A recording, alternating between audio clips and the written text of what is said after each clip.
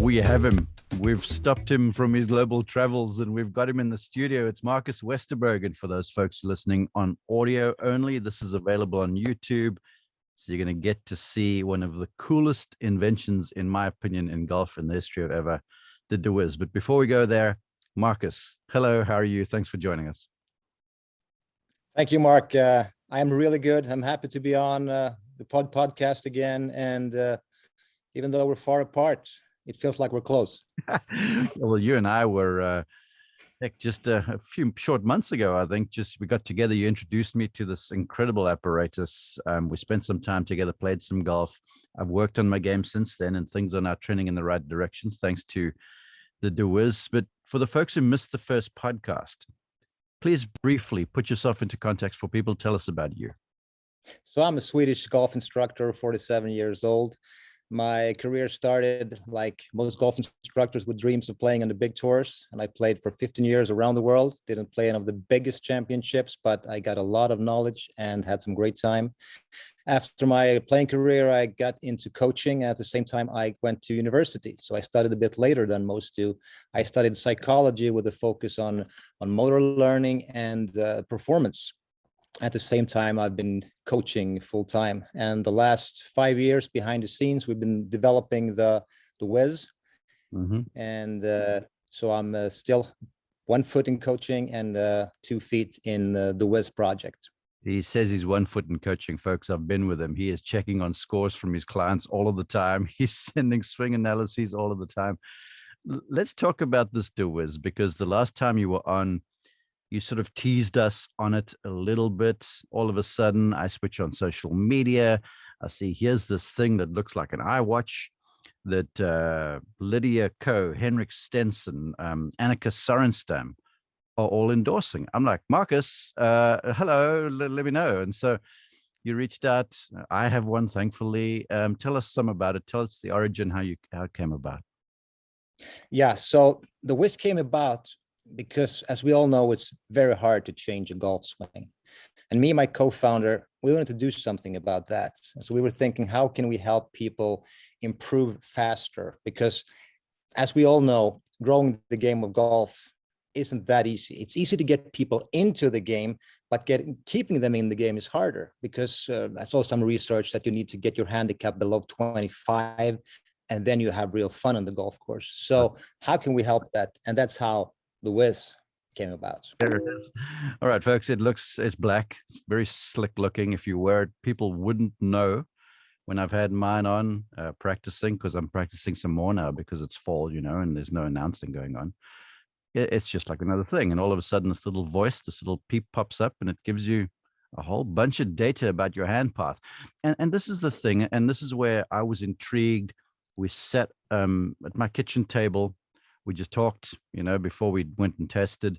And I said to you, with my launch monitor, I can measure all the club head data you want, club head.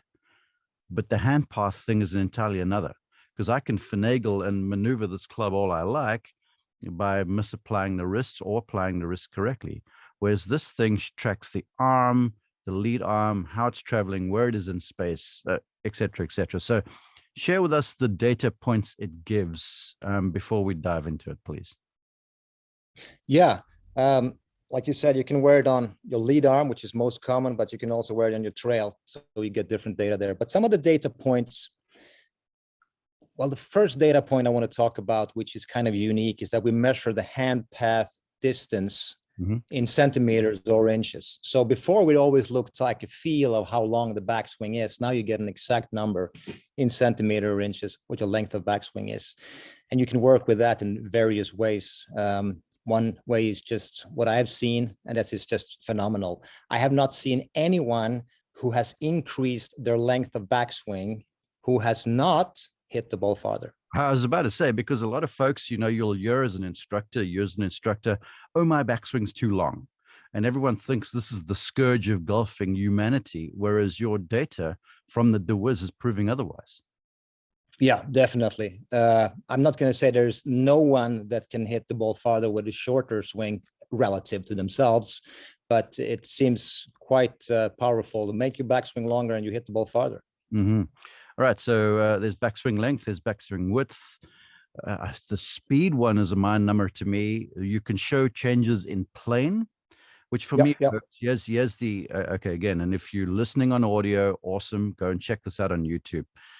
The changes in plane, and this is where I was a believer, and now I'm actually endorsing this thing. I'm making folks get them, because my understanding of how the golf swing went was faulty. I always thought my lead arm was across my body. I was all tilted out. The club couldn't get back to the ball. And it turns out that the lead arm was actually coming over the top some, disguised, you couldn't see it. And then as a result, I just drooped the club head underneath me and hit the inside of the ball too much. Angle of attack was always too steep.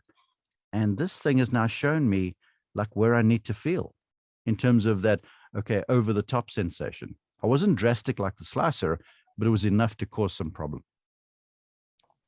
Yeah, and that was, we call it the transition. We measure the transition, like the change in planes between backswing and the start of your downswing. And like you said, you went over the top. And that's one of the things with DeWiz is just, again, there's a difference between what you feel you do in your golf swing and what you really do in your golf swing. And that's one thing DeWiz will tell you what you really have done. And going back to the transition number, that was actually the first thing we developed, because as we all know, slicing is a huge problem and hurts a lot of golfers. So we wanted to help golfers who come over the top and get into that slicing motion to be able to feel, okay, I don't want to go that way. I want to go the other way to be able to hit a draw. Just some personal disclosure and like anecdotes here. It's amazing too, because what I found, like when I was working with the over the top function or the plane function, because you set it for me to get it into a zone, and folks, there's a little shocking device that'll give you a little buzz if you're not doing it correctly, and you'll get some audio feedback if it's done correctly. So there's the instant feedback too. So what it made me realize in self-discovery was like, I could feel like I was doing the right thing with my arm, but because my body was out of position, it would push my arm into space where even though I felt like I was doing the right thing, it wasn't the right thing happening. So even though this thing is just on your wrist, it'll start to have you organize where you have to be in space to get this little apparatus to travel up and down with the correct area.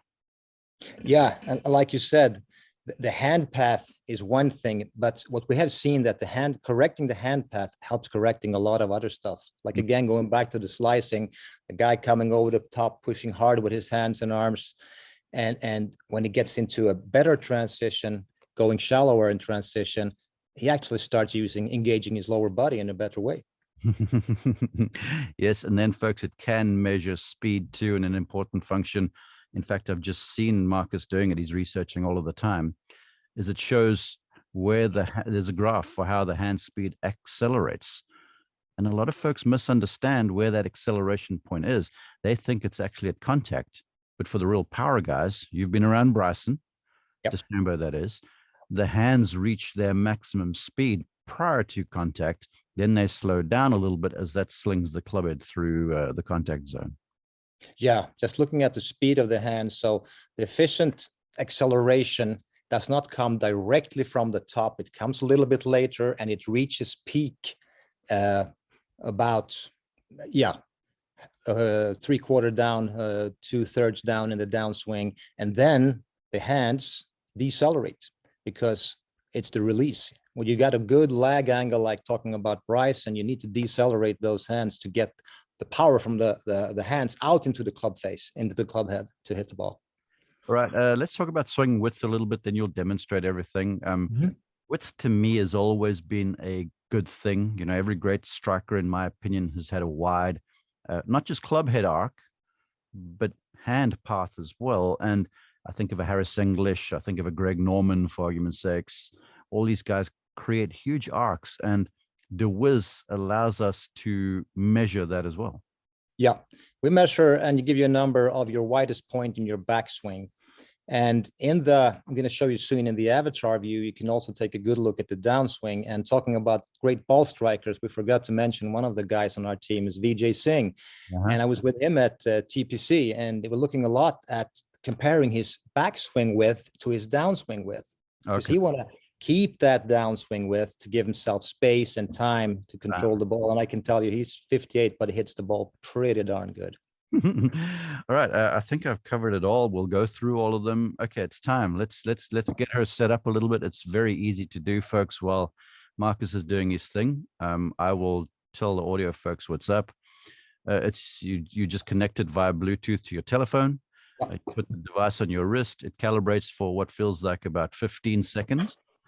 And then she's ready to go. And there are different functions inside of the app. There's a discovery mode where you can just hit and it just charts data on you. And incidentally, Markus, tell the folks a little bit, because DeWiz keeps all of your data that you've practiced unless you delete it, correct? Oh, yes, it's all there. You get all your practice data and you can compare, you can go into graphs and see how you did a month ago or 5 months ago and everything. Mm-hmm. And I just want to correct you on one thing. It calibrates in about a second and a half. Of course, because it's Swedish. Yeah, it works. Swedish technology. Okay, so let me just turn on we were talking about the change of planes here. So I'm going to turn on the transition mode. And now you're going to see me swing, and the number you will get is how my transition was. And I'm going to give you a few different transitions, but let me just hit a golf ball here. So we're looking at Markus. He's going to go and hit. We've got the phone. It's connected. There's an avatar set up. We're looking at the down the line view for the audio folks. And Markus is going to make a swing. First, you listen for a sound, and it gives you a cue. Then you go. Transition, -2 centimeters. So describe. So now, tell us what happened there, Markus. Yeah.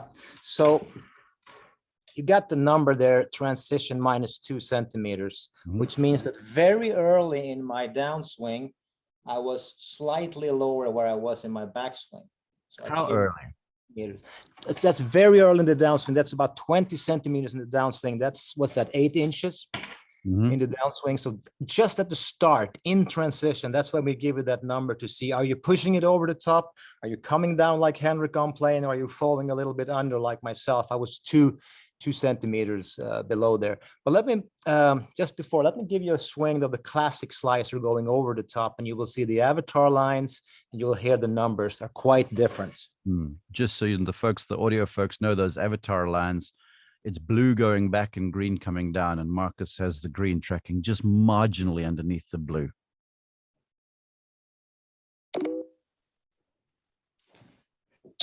+7. Okay, you heard the buzz. If you had the sensory function on the DeWiz, you'd get a little buzz in your wrist, and it happens as you come over the top, so it makes you very aware. Talk to us about that, Markus. Yes, we're going to talk more about what we call the learning stimuli later, but as you can see here in the avatar, swinging and coming back the blue line, and very early in the downswing here, I'm coming across the plane over the top. And I was, how much? I was 7 centimeters over the top. And you heard that little negative tone, which everything is set in the app. So it was set for me not to go that far over the top. And that would be a bad swing. Let's talk real fast about the stimuli and the tones, because I think those are so important, because feedback is a big deal. And to golfers, the feedback they typically get is, how's the shot going? And what did it feel like? Where you suddenly have a different sort of a sensory awareness. And this is really why the Wiz came about. Again, what we're going to talk about here is the street name muscle memory. As we know, members don't have muscle, but sorry, the other way around. And anyhow, so the reason the Wiz came about was it's very hard to change a golf swing, and we want to help golfers do this faster. So that's how the learning stimuli came about. And this swing I just made here, coming over the top, at the moment I breach my preset threshold, which I think is on plane, anything above the plane coming down will give me a buzz, a small electrical stimuli. At the moment I do that, so I can feel, but most importantly, so my brain can know, because my brain is way faster than I am, that that's not what I wanted to do. And this is not supposed to be painful. It's supposed to be a reminder that don't go that way.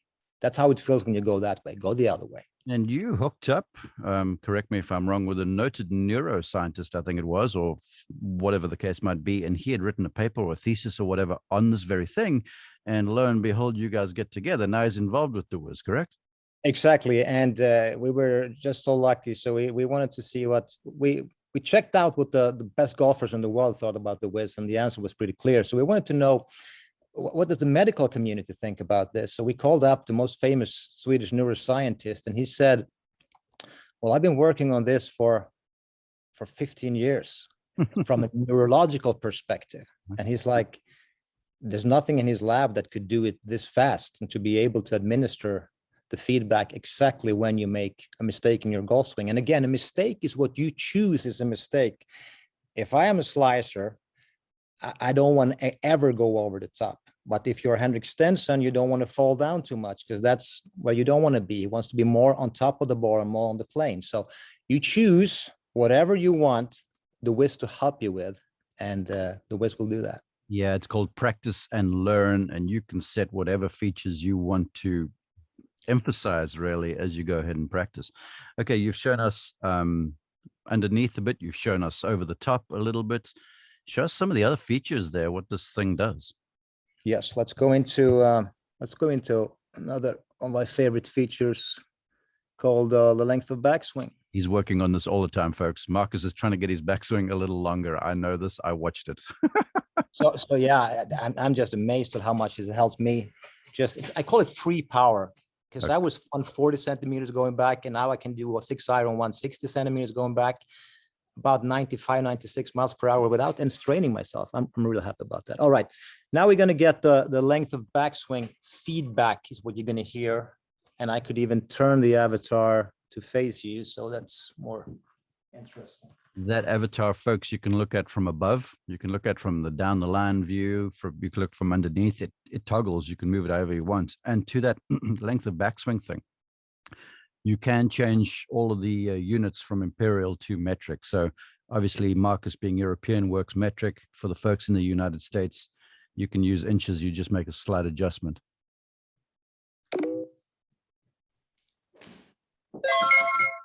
Length of backswing 144 centimeters. That was my 9-iron. All right. And that was 144 cent. And we can look at the data sheet here for the Wiz. All right. We get some numbers here. Looking at the length of the backswing, the max backswing width, which is 65. That's my number. All right. Backswing plane at 76 degrees. I did not get a transition number there. Got 5 different tempo numbers. We're looking at time of backswing, time of downswing, the ratio there between. And John Novosel has been on your podcast talking about the tour tempo, which is 3-to-1 for the full swings and 2-to-1 for the short game. And then we give you a number if you make a pause on the top of the backswing. Now, some guys really value this pause, and for others, it's not what they want to do. But again, the Wiz is not there to give you a perfect swing. It's for your perfect swing. Hey, So it's about your numbers. to that tempo timing thing. Yes, you mentioned John Novosel's been on, yeah, and you mentioned the short game number. DeWiz can give you feedback, chipping, pitching, bunker play, all that sort of stuff too, correct? Yes, we can. Right now, we're working down to about 40 centimeters. That's about 15 inches.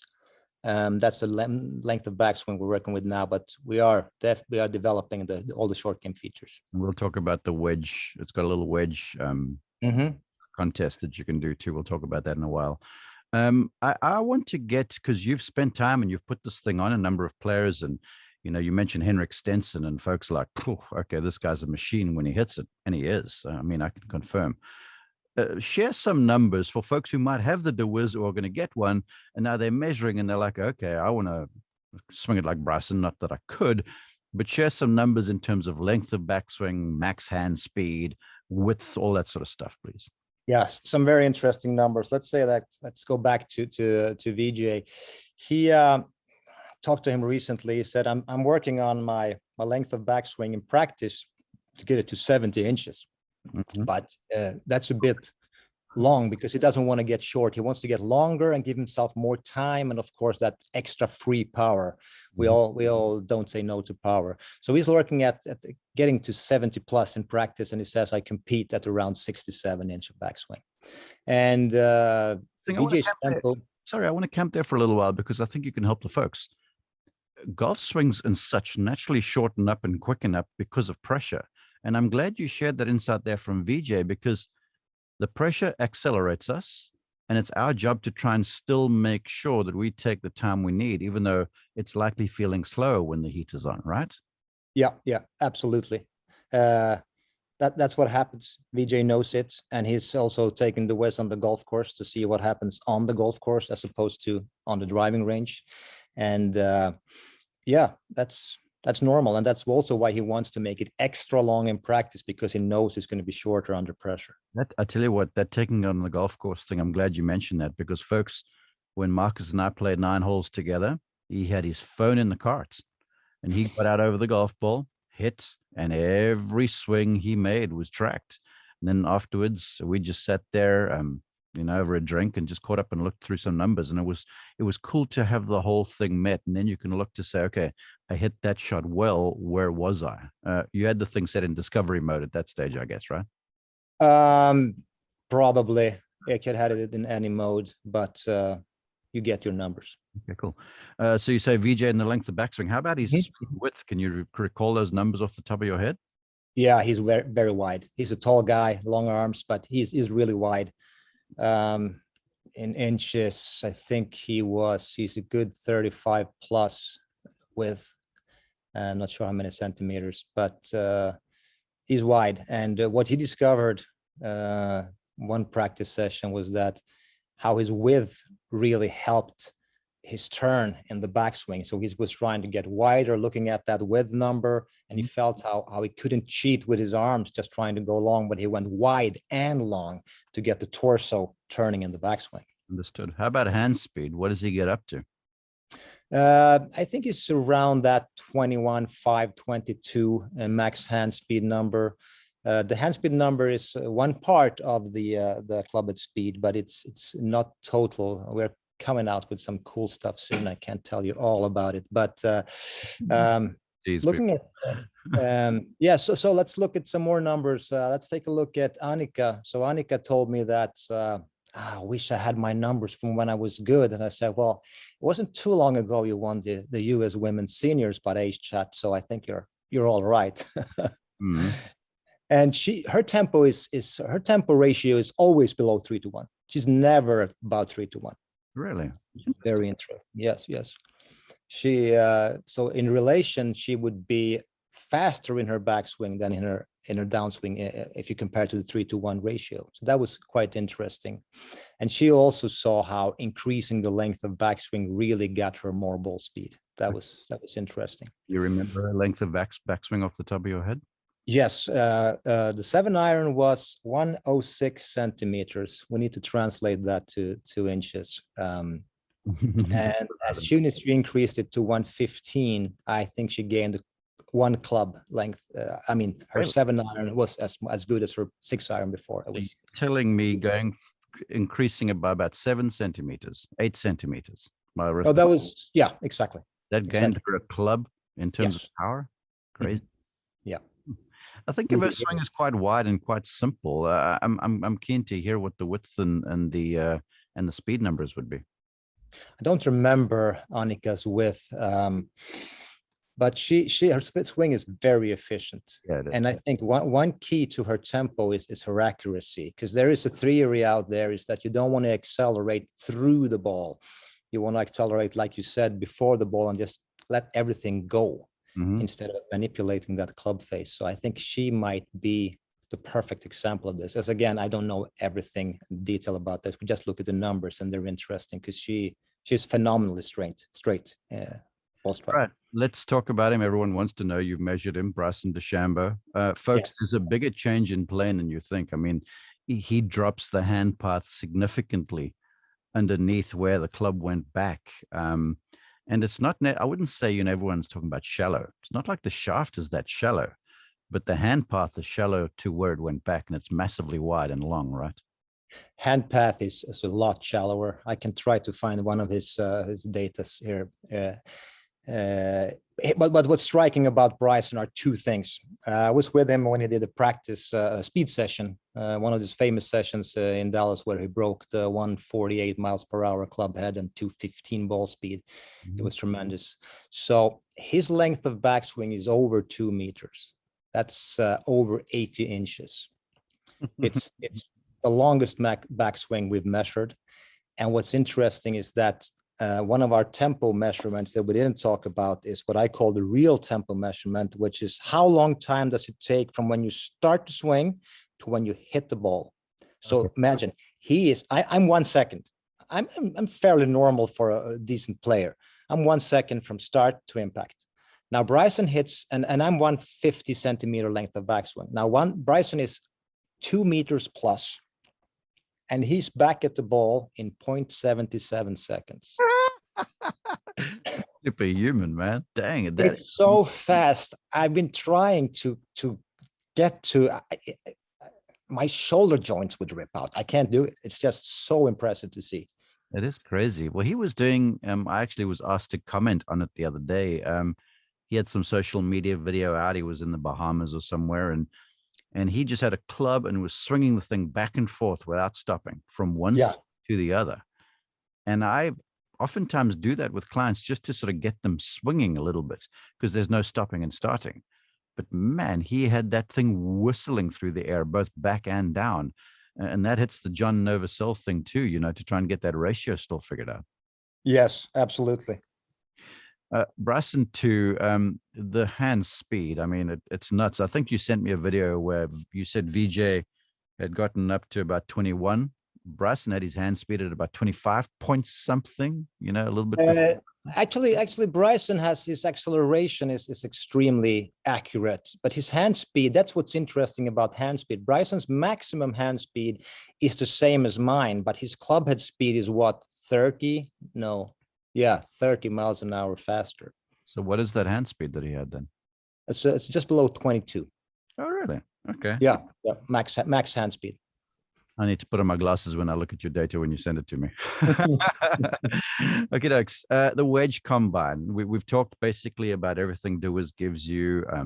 You can practice in the sensory, the stimuli mode. I talk about that a little bit, just, you know, how you toggle the stimuli on and off and how you can practice with it or not. Yes, so the learning stimuli, that small electrical impulse to your wrist, comes from these plates that are directly on your wrist here. And again, it's not supposed to be painful. It's supposed to be a reminder. So let's say you want to make that backswing longer and your backswing today is 125 centimeters. You can put a limit in the phone of minimum backswing of 130. If you don't exceed that, you will get the stimuli. And if you exceed that, you're fine. And you can do it the other way around if you want to get more control, you want to make your backswing shorter, whatever you want. So this was... you can also set the stimuli. This is what I've done on that change of direction, on the transition thing. Because that's a big one and it hits you early. And so, you know, because again, I noticed I could hit decent looking shots, but they just were never completely right, you know. But then when I hit the numbers that you had recommended for that transition, there was no buzz. I got the happy sound, the on-plane sound, and the ball came out really comfortably. What are we so let's talk a little about the wedge. We call it the disc wedges, learning to control your length of backswing. And I'm in the settings here. And I've set 4 different gears, which means 4 different length of backswings, 60, 80, 100, and 120 centimeters. And in this shuffle mode here, when I practice, now when I turn it on, the phone's going to call out my length of backswing, and I'm going to try to hit it, and I will get feedback if I don't, or if I do, whatever. So I'm in the shuffle mode, and the disc wedges, I'm going to go from 9-iron to 58. And I'm good to go. Next target 80 centimeters. So I'm trying to get 80 centimeters here. See how good I am. And again, folks, the image on the phone is the avatar. And it's just where Markus is just waiting for the go. You'll get the little peep and then you pull the trigger. Length of backswing 78 centimeters. Next target 120. Good. So I got the positive signal there because I gave myself an allowance of ±3 centimeters, which is just about an inch on either side of my number. And that's why I got it positive. And if I had the learning stimuli on, I wouldn't have felt anything. Fantastic. And then it spits out a few different numbers to you. And then it gives you a grade. It's like a little contest at the end. And you sent footage there of Russell Knox, PGA Tour player, who's just a dynamic iron player. And he 97 in this wedge distance combine. It was some impressive stuff. Yeah, he's good. He is good. Yeah, we got this wedge distance challenge that we're really fun to do. So you hit the challenge, you're in the disc wedges challenge, and Target 122 centimeters. this is going to give you 10 different length of backswings, and depending on how close you are, you will get a number. And yeah, try to beat Russell. Yeah, 97, you're going to be doing pretty well. It's a fantastic device. Folks want to find out more, they can go to dewizgolf.com. They can go to my social media pages. I'm talking about this thing all over the show. Talk about where it is right now, because I know you're a rolling stone. You're never gathering moss, and I know there's probably more on the horizon. You've teased us already, but I asked you the other day, and you said we're working on it, and that's that transition number to also get a differential between where your hands were at contact versus address, which I'm finding with me is a huge deal. It is interesting, and yes, we are working on it. But until then, let me just show you. This was my swing, and now that was extremely tight plane lines. Can you see the plane lines there? Okay, let me describe my radio voice here, folks. Back and down, they're very tight, and there's no differential in the transition, the change of direction, or down at the base of the swing where you began. Now with me, Marcus, I've got the transition worked, but my green line, my downswing, is outside of where I was at address. And I'm working very, very hard to tighten up that gap, because the more you do that, I mean, every great striker too, there's natural hand raising because of the body angle, but you can get yourself into trouble if you raise that handle too much with face control. You'll leak power, your club path, numbers, angle of attack will be all over the show. Yeah. Maybe I'll make a swing like that and see if you can see the difference in the play lines. And you know, as you're doing this, I want to talk to folks as Marcus is hitting. The big deal here. Backswing 118 centimeters. Marcus, the awareness, because most folks, when they're hitting, there you can see a huge differential between back and down at the transition and at contact. And now he's playing through it, and you can see it work at speed. Here's the thing for me too. Every shot that's hit in practice, you are physically aware. And I want you to comment as a successful coach. How many players hit shots at times in practice where they just checked out and they're just moving and they're not really in their focused zone, if you will? Yeah. This goes all back to all the research on deliberate practice. Like you put in the time, but you also put in the focus, the energy, and the concentration to do what you should do. And it's basically return on your invested time for practice. And that's what I love about the disc wedges challenge, is that I'm not working on my wedge length of backswings, but I'm creating awareness. I get real awareness of that. That's where 64 centimeters is. That's what 127 centimeter is. And yeah, awareness, just key. Well, you use the term awareness, and there are two people in my life apart from you that talk about this. One, a person that talks to me about my vocal acumen. And then I work with a physiotherapist, because years of golf, I'm hunched over like this and having shoulder problems. And as soon as you say that, he says to me constantly, goes, you need to be aware and you need to engage your muscle groups. And it feels like I'm working, but now I'm getting into a place where I don't click back into my old habits, but I'm now aware of myself in space. And as a result, I'm getting healthier physically. So not just, this sort of works throughout the board, golf, life, whatever you want to talk about. Indeed. Speaking of life, are you very motivational? You very successful at what you do? You send videos of yourself at like 4 a.m. in the gym, and you're keeping me accountable. The coach in you, I want you to leave the listener with just some motivational advice to sort of get out and go and get it and seize the day. I'm sure you've got something. Yeah. What I really feel has helped me with my game through the Wiz is just knowing my numbers. Because as we all know, I said it before, feel is not real. Know your numbers. Let's go back to that 80 centimeter wedge swing I just did. Some days it feels short. The day after it could feel long. feel is always taking us astray in this game. I had some quote from Ben Hogan in my first book, The Golfer's Sixth Sense, where he said that do everything the opposite of what you feel and you come very close to a perfect swing. And that's what I really like about the DeWiz. Apart from the learning stimuli that can help you improve faster, is that I know where my swing is. I know what my numbers should be, and if they're not, I need to look into that. I'm going to ask you one more question. I'm thankful for your time. I can only imagine a Ben Hogan or someone putting this on their wrist and their eyes just going like wide and going, wow, can it be that easy? Because they've figured everything out, right? It's a moving target. I want you to share one or two interactions, not mine, because I sat there with my eyeballs out on stalks when I saw this. Henrik, Annika, these legends of the game, when you put this thing on them, share some reactions from them, please. Yeah, I mean, the first reaction is like every reaction. Let's say the length of backswing number. What is it supposed to be? Well, there's never been a length of backswing number before. There's never been.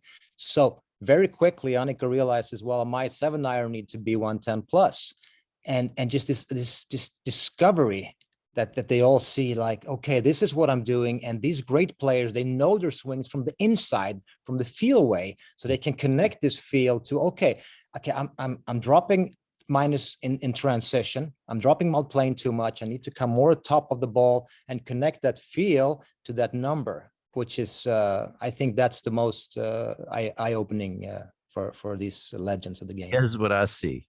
Eye-opening, and then some shock. They're like, really? And then they ask, so what should it be? Like you said. And then I see grind mode with the elite player kick in, or even not the elite player. I've put my DeWiz on one or two handicap golfers, 114 handicapper. And all of a sudden you see him get over there or her, and the swing is made with a different focus and a different emphasis. It's not just moving. All of a sudden you've got a goal to achieve. And we've had Mike Gravelos on the show, and he's done a thesis on how the mind works. When you give the brain a goal, stuff gets achieved fast. And I see that because they get into not grind mode, but they get into focus mode, and it makes a big difference. That's true. That's a good point. I didn't think about that. You give the mind a goal. You sure do. Yeah. Well, this gives you a goal and it gives you instant feedback. Right. For folks who want to get it, first off, where can they follow you on social and the website? Do share the handle, please. I am Markus Westerberg Golf on Instagram. I'm on Facebook, Markus Westerberg, and DeWizGolf.com is where you get all the information you need about the product, and that's also where you buy DeWiz. And DeWiz has also got social media handles too, correct? Oh yes, DeWiz Golf, Instagram. We're on Facebook. We're doing Facebook Lives. We're doing one this Saturday, and Twitter as well. DeWiz Golf. Appreciate everything you do. It's good to get to know you. This little device is fantastic, and I'm convinced it's going to change people's lives. Thanks for all the research, because folks, I need to tell you, this guy's working nonstop, and really it fits so well with our podcast, because we want to bring people to wisdom, knowledge, understanding, and better golf. And you behind the scenes in your studio there in Sweden, you are working countless hours. So thank you. That's the same mission we have. Thank you so much, Mark.